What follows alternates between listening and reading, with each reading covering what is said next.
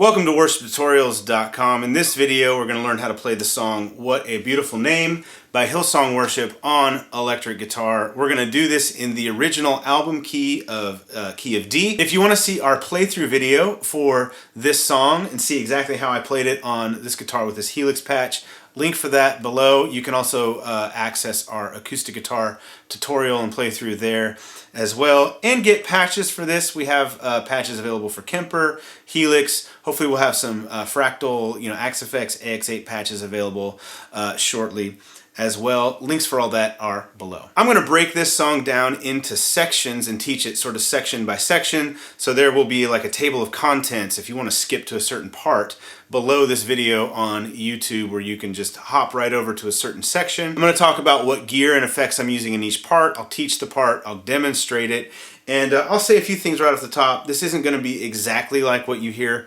on the album. It's going to be close. I'm going to approach this as well from like a, what do you do if you're one guy in a band, like a single guitar player? What do you do if there's another guitar player with you? So, getting started, what I am playing is a Jennings Guitars Voyager. It has McNelly Stagger Swagger pickups, which sound really, really good. I'm using our Line 6 Helix patch, which is also available below. But if you don't have a Helix, no problem. What I'm using in the patch is the matchless amp model. So really anything that sounds like a Vox AC30-ish kind of a thing. And I'm using the clean channel matchless. I've got some compression, I've got overdrive, I've got delay, and I've got reverb. Lots and lots of reverb. Reverb is important in this song, and it's important how you play it as well. So before we get started, this is gonna kind of be a lesson inside of a lesson, because this song uses some alternate chord shapes, or they may not be alternates for you. You might know these, but if you don't, like if you're used to, those are the 5 chords in this song: D, A, G, B minor, and F sharp minor. If you're used to those chords down here, playing them in this spot on the neck might be a little different, but I'm going to reference these all throughout this video. So first one is the D major, the 1 chord, and to do that, you kind of play, like if you were going to play a D, this is a D bar chord, okay? Here's your root note, this is D. You can move this up. This is like an A shape, okay? So you're forming the A shape across the E, A, D, G, B strings on the 7th fret. And then you can put your pinky on the 10th fret of the high E string. That kind of forms an A shape, but that's a D major. I often play it like this. This would be like a power chord version. You're at 7 on the D and G strings. The B and E strings are at 10. That's a D. Then to play an A, you make a D shape on the 9th and 10th fret. Okay, for your B minor, you can do this. Just bar across the G, B, and E strings on the 9th fret. But I often will just play it like the D shape. You can kind of get away with that, or you can do it this way.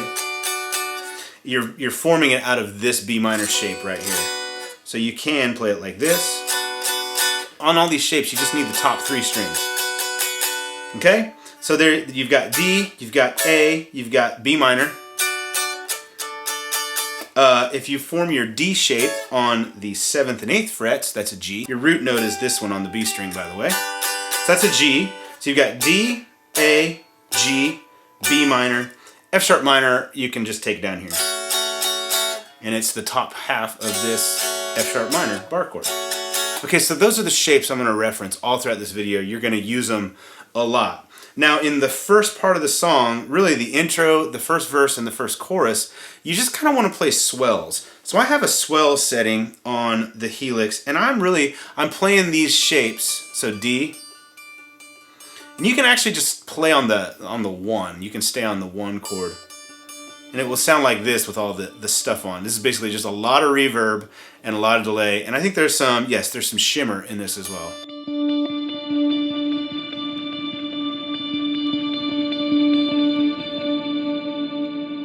So I just have it set up so that I can kind of pluck the strings like this, and the reverb is just so big and thick that it almost takes away the attack. You can also just swell, like just volume swells, if you wanted. But I kind of like doing this plucking thing. And if you want, you can play through the progression. So you were the Word is D at the beginning. One with God, the Lord Most High. It goes to an A.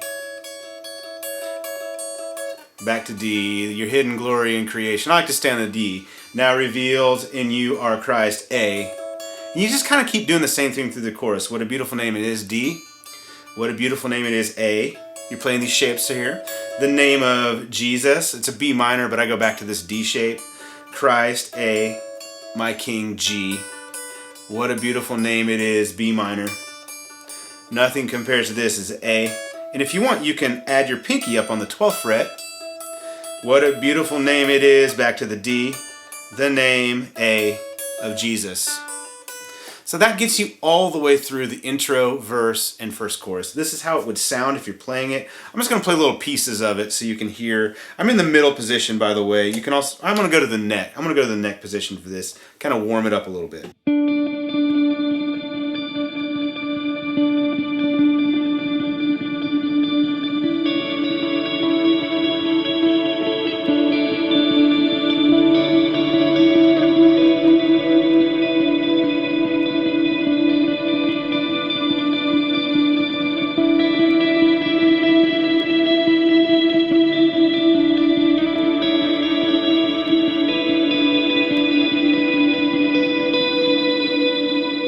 Okay, when you get to the second verse, I have a snapshot here called verse, chorus, clean. It's basically just a clean tone. I'm not running any drive at all. I've got eighth or dotted eighth note delay, quarter note delay on, and a big reverb tail. And for the verse, you didn't want, you're just going to pluck, just plucking through these chords down here in these open shapes. You didn't want heaven without us. So Jesus, G, you brought B minor, heaven, down, A.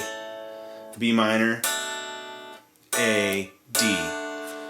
What can G separate? B minor, us, A, now. So that would sound like this. And like I said, it's just basic clean tone.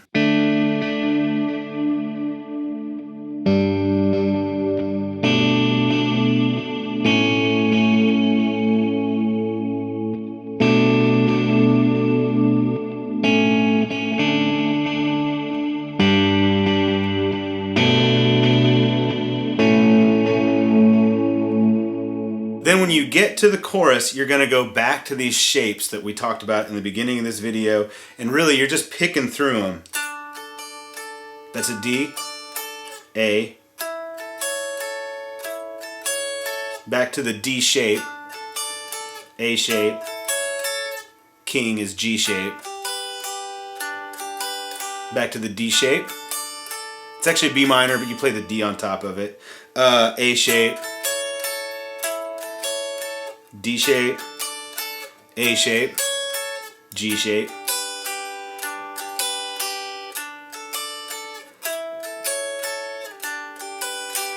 That's it. It's just a basic picking pattern through those chord shapes. So it sounds like this. I'm using the same sort of sound as I had for the verse. The dotted eighth note delay is important here. It kind of gallops when you play it. It sounds like this.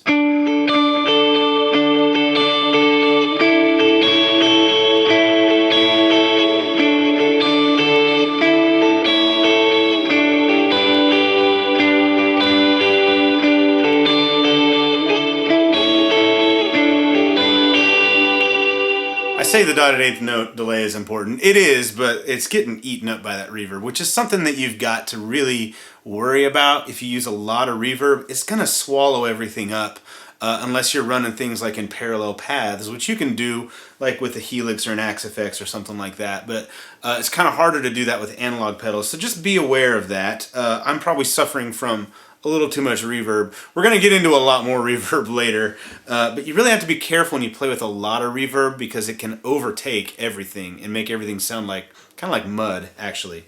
Okay, so the next section is the instrumental section. It's like a trill, kind of a swell part, and you're really just playing it on the high E string is what I do. I go back to my sort of swells sound. It starts off on the 10th fret of the high E string to the 9th fret, back to the 10th fret, And underneath the F sharp minor, so if you know the progression here, it goes to F sharp minor. You can come all the way down to the 2nd fret, which is kind of a cool thing. And then you can slide back up into it. It's kind of fun to do that. You just kind of keep doing this over the progression. Now, if you know this progression, it ends on an A. So on the 3rd time through it, instead of the F sharp minor, it goes to the A. You can go up to the 12th fret. So when you play it, it sounds like this.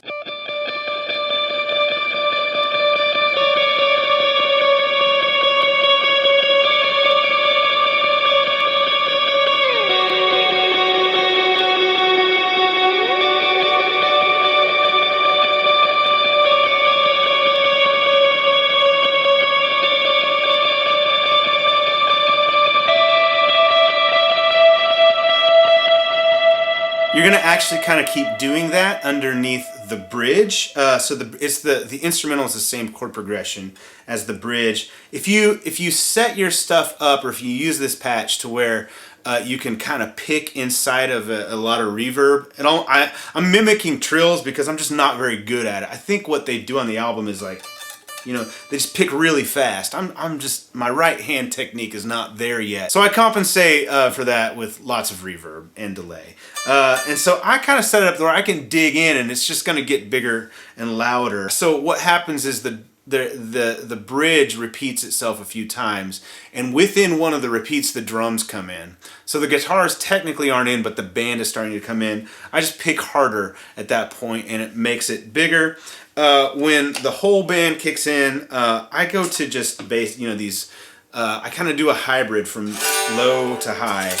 So you have no rivals, G, you have no equal, A, now and forever, B minor, God, you reign, F sharp minor, yours is the kingdom. Now from here you can do a couple things. You can go back to these low chords, you can play power chords, G, yours is the glory, A, yours is the name, B minor, above all names, A, or you can play these high shapes, yours is the kingdom, G, yours is the glory, A, yours is the name, that's a B minor, but you can play the D shape over it, above all names, back to A.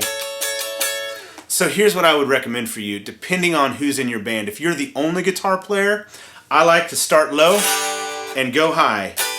So you start low, you have no rival, you have no equal, now and forever, God you reign, F sharp minor, yours is the kingdom. The first time through the bridge I like to come here, yours is the glory, A, yours is the name, you can do the B minor shape, above all names, A. If you're in a 2 guitar player situation, one guy stays low, one guy stays high, and you're set, okay? So it sounds like this. I'm gonna come out of that instrumental section and play it. I'll show you kind of how I can get a little big with that instrumental section.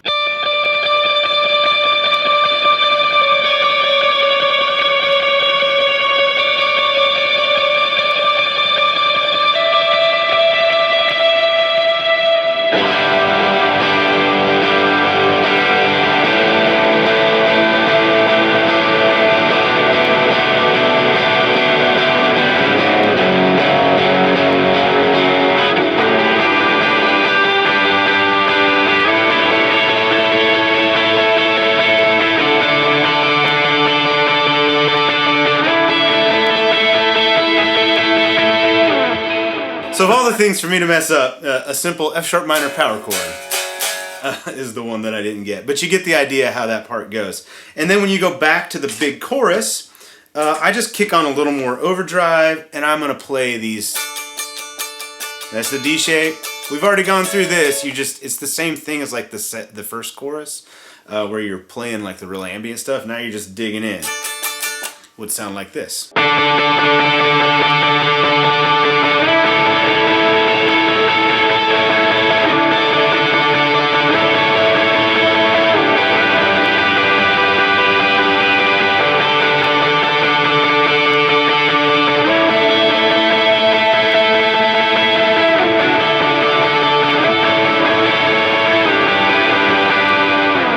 Okay, so after that big chorus, it goes back into a bridge, and so when it does that, you can stay high, or you can come down here and play this. This time I like to forever God you reign. You go to that F sharp minor. Yours is the kingdom, G. Play these power chords, and I walk it up.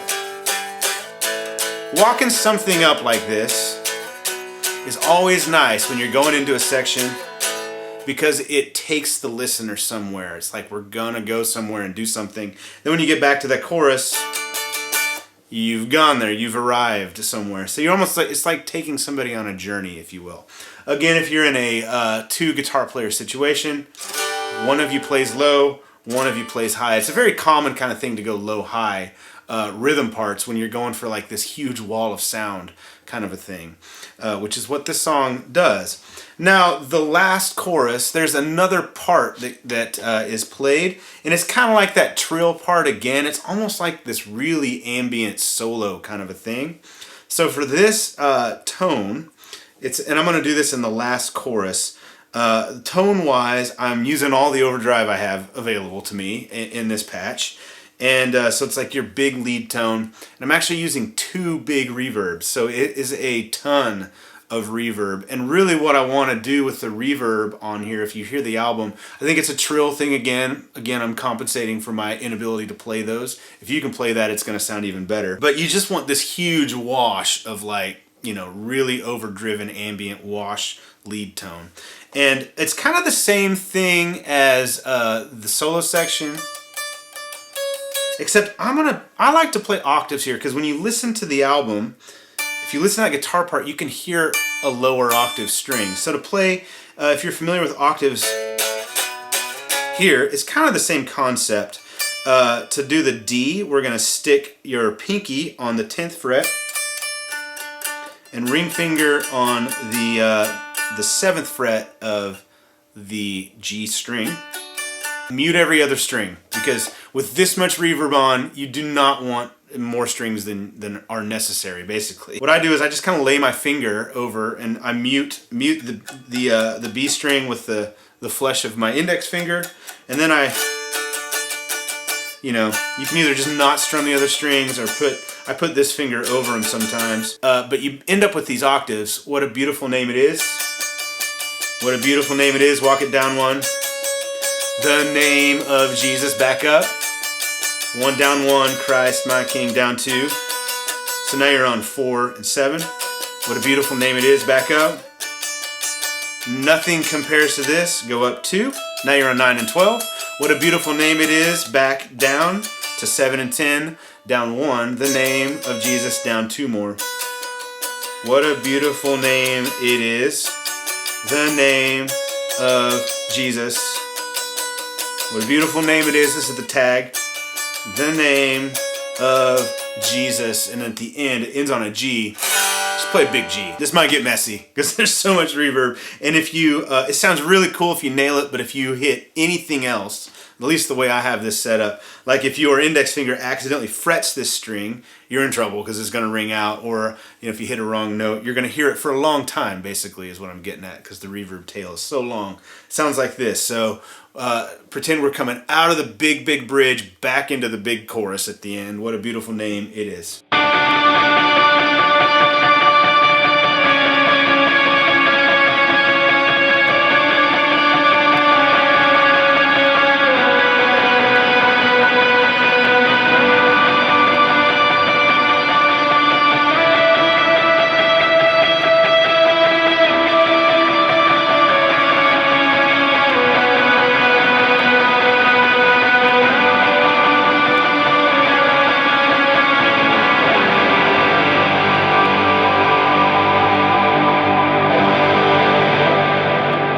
Thing will trail for a long time the way I have it set up. So that is a really cool, like a textural kind of a part that goes on top of the song. If you listen to the song, you actually hear that part in the chorus before it as well. So there's just a lot of layers going on. One thing I found on this song is, as a guitar player, it's so long and you repeat the section so much. If you can do something a little different in each one, it makes things nice. So you play, you know, these shapes in one bridge, you maybe play the shapes high. The next bridge, you maybe start low and go high halfway through. Then in the last chorus, you bring those big, huge ambient lines on top. It really gives, you know, it makes it a little more interesting to listen to versus playing the same thing every time you're in that section.